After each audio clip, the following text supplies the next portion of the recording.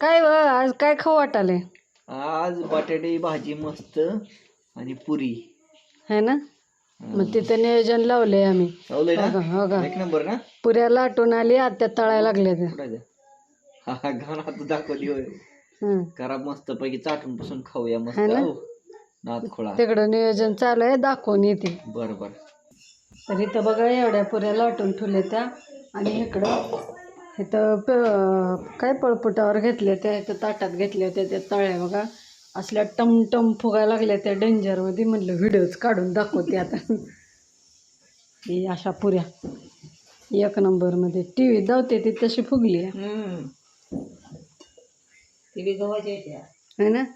आम्ही गव्हाच्याच पुऱ्या करत असतात. ती लबरावणी होते काय ह्याच्या मैद्याच्या तुटत नाही त्या.